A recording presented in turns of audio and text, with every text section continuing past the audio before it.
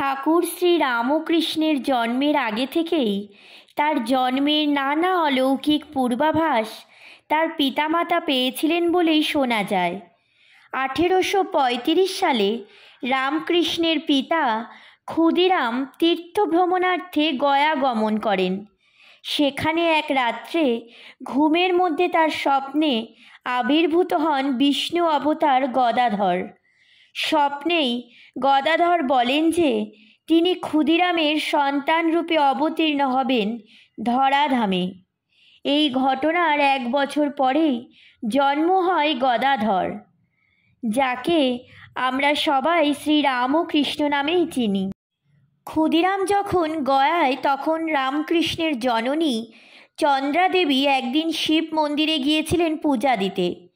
সেখানে এক অলৌকিক অভিজ্ঞতা হয় তার। তিনি প্রত্যক্ষ করেন এক দিব্য জ্যোতি মহাদেবের শ্রী অঙ্গ থেকে নির্গত হয়ে প্রবেশ করছে তার শরীরে। এই ঘটনার কিছুদিন পরেই গর্ভবতী হন চন্দ্রাদেবী। গদাধরের বয়স যখন 6 কি 7, তখন বন্ধুদের সঙ্গে মাঠে ক্রীড়ারত গদাধরের চোখ হঠাৎই চলে যায় আকাশের দিকে। কালো মেঘের প্রেক্ষাপটে এক ঝাঁক বককে উঠতে দেখে ভাব তন্ময় হয়ে পড়ে গদাধর। কিছু পরে মূর্ছা যায় সে। জ্ঞান ফেরার পরে দেখা যায় সে একেবারেই স্বাভাবিক হয়ে গিয়েছে। এই ঘটনাকেই ভক্তেরা শ্রী রামকৃষ্ণের জীবনের প্রথম ভাব সমাধি বলে মনে করেন। গদাধর যখন 8 বছরের, তখন প্রতিবেশিনীদের সঙ্গে কামারপুকুরের অদূরে আনুর গ্রামে বিশালাক্ষী দেবীর পূজা দিতে যাওয়ার সময়ে দেবীর নামগানরত গদাধর পুনর্বার ভাব তন্ময় হয়ে পড়ে। অবিরল ধারায় জল গড়াতে থাকে গদাধরের চোখ থেকে। সন্ত্রস্ত মহিলারা এক মনে বিশালাক্ষী দেবীকে স্মরণ করে তার কৃপা প্রার্থনা করতে থাকেন। কিছুক্ষণ দেবীর স্তব করার পরেই স্বাভাবিক হয়ে ওঠে গদাধর। গদাধরের বাল্যকালে একবার শিবরাত্রির সময়ে গ্রামস্থ সীতানাথ পাইনের বাড়িতে শিবের মহিমাসূচক যাত্রার আয়োজন হয়েছে। কিন্তু যাত্রা মঞ্চায়নের দিনে দেখা গেল শিবের ভূমিকায় যে ছেলেটির অভিনয় করার কথা সে আসেনি। উপস্থিত সকলের অনুরোধে শিবের ভূমিকায় অভিনয় করতে সম্মত হল গদাধর।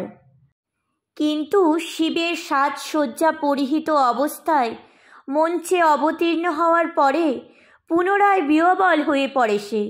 বিরামহীন নয়নাশ্রু গড়াতে থাকে তার চোখ থেকে। পরের দিন সকাল পর্যন্ত এই রকমই তন্ময় অবস্থায় কাটে তার। দক্ষিণেশ্বরের কালী মন্দিরের প্রধান পুরোহিত নিযুক্ত হওয়ার পরে দেবীর দেখা না পেয়ে শ্রী রামকৃষ্ণ একদিন আত্মাহুতি দেবেন বলে স্থির করে মন্দিরের গায়ে ঠেস দিয়ে রাখা খাড়াটির দিকে ধাবিত হন। তখনই জগন্মাতার এক অদ্ভুত রূপ দর্শন হয় তার। তিনি প্রত্যক্ষ করেন এক আশ্চর্য জ্যোতির্পুঞ্জ 10 দিগন্ত আচ্ছাদিত করে ফেলেছে। তার সেই পুঞ্জীভূত জ্যোতির ভিতর উঠছে এক অন্তহীন ঢেউ। অভিভূত রামকৃষ্ণ সংজ্ঞাহীন হয়ে পড়েন ওই দৃশ্য দেখে। একদিন দক্ষিণেশ্বর মন্দিরে দেবীর পূজা করছেন ঠাকুর। রানী রাসমণি উপস্থিত হয়েছেন সেখানে। হঠাৎ রানীর গায়ে আলতো চাপড় মেরে ঠাকুর বললেন, কেবল ওই চিন্তা, এখানেও ওই চিন্তা। ঠাকুরের এই আচরণে সকলেই যেন অভিভূত। তখন রানী নিজে লজ্জিত মুখে স্বীকার করলেন, দেবীর সামনে বসেও দেবীর ধ্যানে তিনি মনোযোগ দিতে পারেননি, বরং চিন্তা করছিলেন একটি বিশেষ মোকদ্দমা বিষয়ে। ঠাকুরের আচরণের ইঙ্গিতটা ছিল সেদিকেই।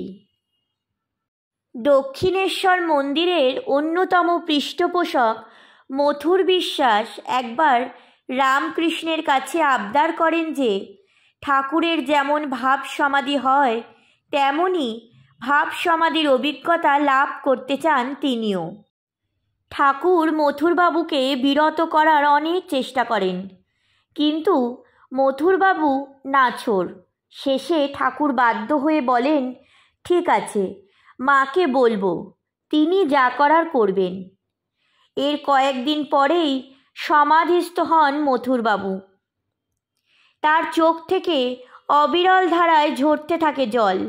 সেই অবস্থায় ঠাকুরকে দেখে তার পা জড়িয়ে ধরেন মথুর। গদগদ কণ্ঠে বলেন, এ কি করলে ঠাকুর? আমার যে বিষয়কর্ম কিছুতেই মন বসে না আর, আমাকে মুক্তি দাও এর থেকে। ঠাকুর হেসে বললেন, আগেই বলেছিলেম ভাব সমাধি সকলের সয় না। একবার ঠাকুরের খুড়তুতো দাদা হলধারী কোনো কারণে ঠাকুরের প্রতি রুষ্ট হয়ে তাকে অভিশাপ দেন, তোর মুখ দিয়ে রক্ত উঠবে।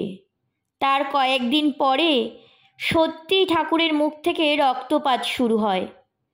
হলধারী সহ সকলেই আতঙ্কিত হয়ে পড়েন।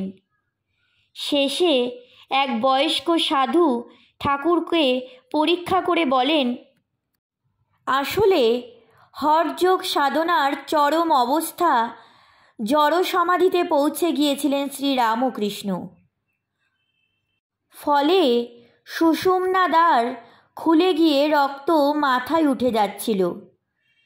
এই অবস্থায় রক্ত মুখ দিয়ে বেরিয়ে গিয়ে উপকারী হয়েছে তার, নতুবা ঠাকুরের জড় সমাধি আর ভাঙত না।